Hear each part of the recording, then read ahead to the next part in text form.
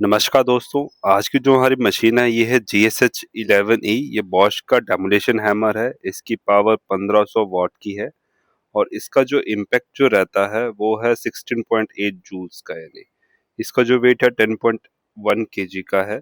और इसमें जो टूल बिट हम यूज़ करते हैं वो SDS मैक्स हम यूज़ करते हैं।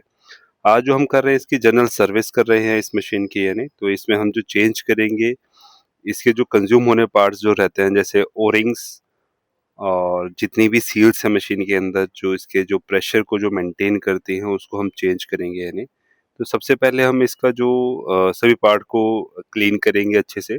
अब इसके हम जो टूल होल्डर है उसको हम असेंबल कर रहे हैं, यानी फर्स्ट ऑफ ऑल इसके हम जो बॉल्स हैं उसको सेट करेंगे, यानी बॉल सेट करने के बाद इसमें हम डालेंगे उसका ये रिटेनिंग रिंग डाल दिया हमने। देन इस बाद कंप्रेशन स्प्रिंग हम ऐड कर रहे हैं इसमें, यानी इस पे हमसे एक जो हुआ है अभी कोई जो हमारा जो टेक्नीशियन भाई हमें बताएगा कि हम अभी इस असेंबली में क्या गलती कर रहे हैं। और वीडियो के लास्ट में मैं भी आपको बताऊंगा कि मैं हमने इसमें क्या गलती करी है ड्यूरिंग इंस्टॉलेशन, यानी अभी हमने इसमें इंडेक्सिंग डिस्क हमने इसको ऐड कर लिया है। अभी इसमें लगा रहे हैं स्टॉपिंग डिवाइस। दोनों साइड को हम इसको अच्छे से इंस्टॉल करेंगे। स्टॉपिंग डिवाइस जो करता है बिट को रोकता है, होल्ड करता है ये। देन इसके बाद हमारा लगा दिया ये हमने ये स्टॉपिंग डिवाइस के बाद हम डैम्पिंग रिंग चढ़ा दी स्टॉपिंग डिवाइस। ये हमने ये प्रोटेक्शन स्लीव ऐड कर दी। देन इसके बाद हमने ये लगा दी इसमें ये रिटेनिंग रिंग जो सारे चीज़ों को होल्ड करता है, यानी ये सबसे इम्पोर्टेंट चीज़ है। अगर ये नहीं रहेगा तो हमारी बिट सारा ही की सारी जो हमने असेंबली अभी असेंबल करी है सारी की सारी एक साथ ही निकल जाएगी, यानी जो भी टेक्नीशियन भाई हैं वो हमें बताएगा कि हमने क्या गलती करी है इसको असेंबल करने में। एक हमसे एक छोटी सी गलती हुई है। वीडियो के लास्ट में मैं आपको क्लियर करूंगा कि हमसे क्या गलती हुई थी, यानी अभी हम ये टूल को लगा के हम चेक कर रहे हैं। अभी अभी देखिए ये पार्ट हमने प्रॉपर असेंबल कर लिया है। अभी हम जाएंगे इसके स्विच वाले पार्ट में, यानी अभी इसका हमने एक स्विच को भी चेंज करना है। ये आता है इसका एक साइड का ना ये चलते चलते घिस जाता है एक साइड को, ये प्रॉपर प्रेस नहीं कर पाता, तो कई बार मशीन जो होती है हमारी चेंज ओवर नहीं कर पाती है प्रॉपरली।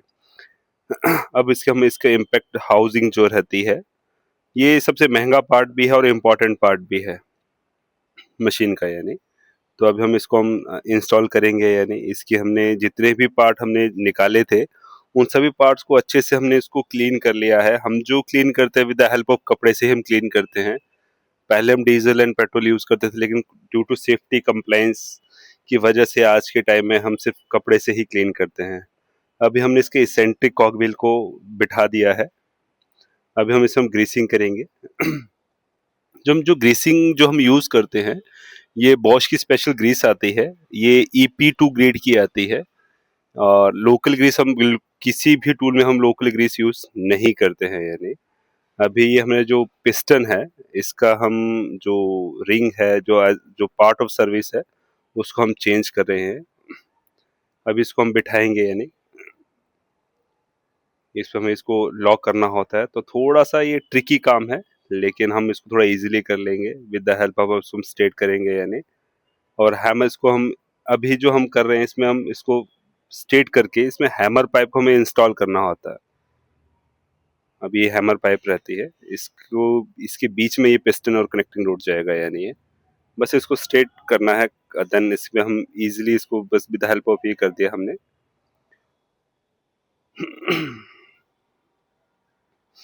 अब इसको हमने इंस्टॉल कर दिया है हैमर पाइप को। अब ये स्ट्राइकर पिन आता है, ठीक है। अब हम इसको अच्छे से ग्रीसिंग करेंगे, यानी ग्रीसिंग और मूवमेंट बहुत जरूरी रहता है, यानी और ग्रीस का हमें एक चीज का और भी ध्यान रखना है, ग्रीस हमारे इसके इनसाइड अंदर ना जाए, यानी अभी हम पहले तो ग्रीस को अच्छे से लगा देंगे, यानी ग्रीस लगाने के बाद इसको हम साइड में स्प्रेड करेंगे, यानी ताकि हैमर पिस्टन के अंदर ज्यादा ग्रीस जाएगी तो वो एक नेगेटिव रहेगा और मशीन जो है बीच बीच में जो होगी वो हैमरिंग नहीं करेगी। और अगर वो प्रॉपर अगर उसमें अगर हमारी ग्रीसिंग चली जाएगी तो हम विद द हेल्प ऑफ जो पेचकस है या स्क्रू ड्राइवर बोल सकते हैं उससे हम ग्रीस को हम थोड़ा साइड कर देंगे।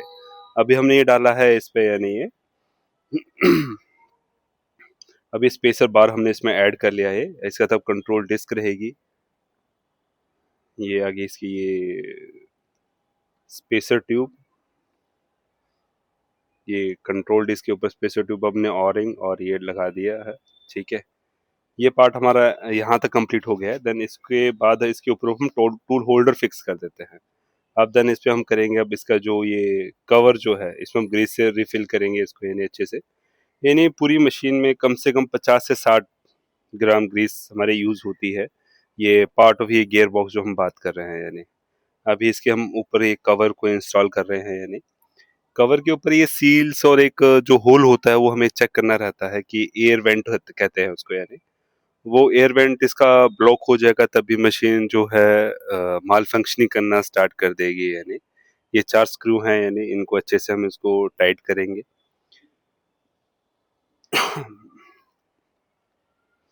With the help of Allen की हम इसको अच्छे से टाइट कर देंगे, यानी इनको अच्छे से सेट करेंगे प्रॉपरली। यानी इसमें ज़्यादा टॉर्क की रिक्वायरमेंट नहीं रहती है। जो हमारे जो हम स्क्रू जो टाइट कर रहे हैं इनमें कम से कम हमारा 5 से 6 न्यूटन टॉर्क टॉर्क इतना ही रिक्वायरमेंट रहती है, इससे ज़्यादा टॉर्क की हमें रिक्वायरमेंट नहीं रहती है। तो इसको हम हाथ से ही ज़्यादा टाइट कर लेते हैं जितना अच्छे से टाइट हो पाता है ये। इसके ऊपर ये आ गया इसका, ये इसको हम एयर फिल्टर भी कह देते हैं। देन ये आ गया इसका, ये आउटर हाउसिंग आ गई इसकी ये। इसको हाउसिंग हम अच्छे से बिठा देंगे। चेक करना पड़ता है कि ताकि अभी हमने अभी आपको दिखाने के लिए हम दिखा रहे हैं कि इसका एयर वेंट कहाँ जैसे होता है। आप इसके थोड़ा ध्यान से देखोगे तो इसके टॉप पे एक छोटा सा होल है, यानी तो उसको हम अच्छे से क्लीन करेंगे, यानी ताकि कोई डस्ट पार्टिकल इसको आगे ब्लॉक ना कर दे और मशीन जिसकी वजह से कोई माल फंक्शनिंग करना ना स्टार्ट कर दे। यानी तो जो टॉप का जो होल होता है उसको हमें हमेशा उसको चेक करना होता है बिफोर इंस्टॉलेशन द मशीन, कि होल वो ब्लॉक ना हो हमारा कभी भी, और एयर पास नहीं होगी तो मशीन जो है प्रॉपर अच्छे से काम नहीं करेगी। ये अब हमने इसका ओरिंग लगा दिया है। ये सेकंड स्ट्राइकर, एक जो भी डेमोलेशन हैमर होता है उसमें हमारे 2 स्ट्राइकर रहते हैं ऑलवेज। अभी इसमें हमने ग्रीसिंग कर दी है। देन ये इसको हमने टूल होल्डर में हमने इसको डाल दिया है इसके अंदर पे। अब इसको with the help of seal ring इसको हम सील कर रहे हैं और इसको हम टूल होल्डर को इंस्टॉल कर रहे हैं मशीन के ऊपर। यानी अभी जो इसके जो क्लैंपिंग बोल्ट है उसको हम इंस्टॉल कर रहे हैं। यानी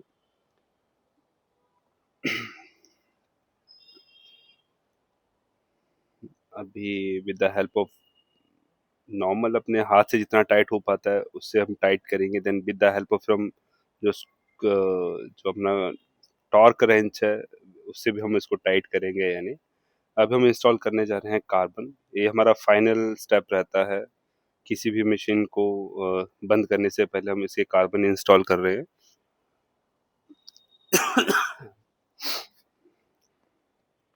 कार्बन को हमने थिम्बल में इंस्टॉल कर लिया है।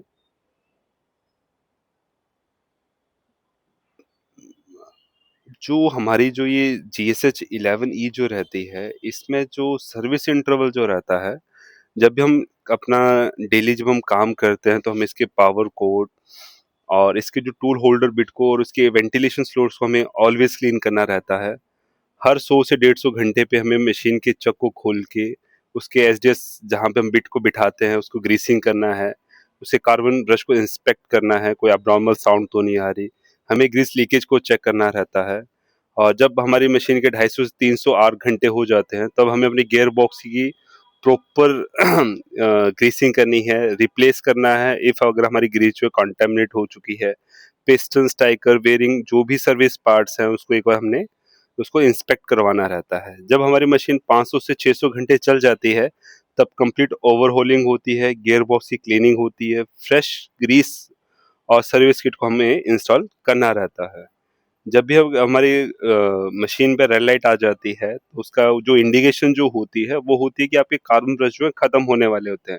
जब भी आपकी मशीन में रेड लाइट इंडिकेट करे तो उसके जो मैक्सिमम 8 आवर ऑपरेटिंग आवर के अंदर आपको अब कार्बन उसको चेंज करने हैं। इन केस अगर आप उसको ज़्यादा लंबे टाइम तक आप एक्सटेंड कर दोगे तो मशीन का जो वो है मशीन काम करना बंद कर देगी। यानी अभी हम इसके हमने मशीन को कंप्लीट असेंबल कर लिया है। बस एक स्विच रहा है ऊपर जो हमारी जो स्पीड को आगे जो मोड सिलेक्टर कह सकते हैं 1 और 2 पे जिसे हम करते हैं। यानी तभी हम सारे स्क्रू को टाइट कर रहे हैं with the help of torque wrench. और आपका मशीन को लेके कभी भी कोई भी डाउट हो तो आप हमें हमारे कमेंट में कर सकते हैं, यानी आपको पर्टिकुलर किसी मशीन के बारे में पूछना है, समझना है, किसी को कोई भी हमारा टेक्निकल टेक्नीशियन भाई है जिसको हमसे कुछ हेल्प चाहिए हो, कोई क्वेश्चन हो, तो आप हमें कमेंट भी कर सकते हैं। यानी अभी हमने ये स्विच को लगा दिया, प्लग एंड प्ले वाला स्विच होता है, इसमें कुछ इतने रॉकेट साइंस होती नहीं है, 2 नॉब होते हैं, बस इसे हमें प्लग एंड प्ले करना रहता है यानी। ये हमारा ये स्पीड रेगुलेटर है, अभी हम इसको ऑन करके देख रहे हैं कि मशीन काम कर रही है, नहीं कर रही है, और ये रेगुलेटर अच्छे से काम कर रहा है और नहीं कर रहा है यानी। अभी हमने ऑन करके देखा है तो मशीन परफेक्टली काम कर रही है और रेगुलेटर भी अच्छे से काम कर रहा है यानी। अभी जो है जो मैंने आपको स्टार्टिंग में जो बताया था हमसे क्या गलती रही थी, जब इसमें इंस्टॉल करने से टाइम पे हमने स्नैप रिंग जो होता है, उसको इंस्टॉल करना हम भूल गए थे यानी। अगर हम ये स्नैप रिंग को नहीं अगर रीइंस्टॉल करते, तो इसकी वजह से हमारा जो टूल होल्डर जो होता है, वो अच्छे से या तो बिट को नहीं पकड़ता, अगर ये स्नैप रिंग नहीं रहती तो पूरा जो टूल होल्डर है, जो हमने ये सारे पार्ट्स लाए हैं, वो सारे ब्रेक हो सकते थे। यानी इससे ज़्यादा बहुत ज़्यादा इम्पैक्ट आ सकता था मशीन के अंदर पे यानी। तो सम टाइम हो जाती है इंस्टॉल करने के टाइम पे गलतियाँ, तो छोटी-छोटी गलतियाँ होती हैं, तो हमें हर एक पार्ट को बड़े प्रॉपर्ली और अच्छे तरीके से ध्यान रख के हर चीज़ को असेंबल करना रहता है।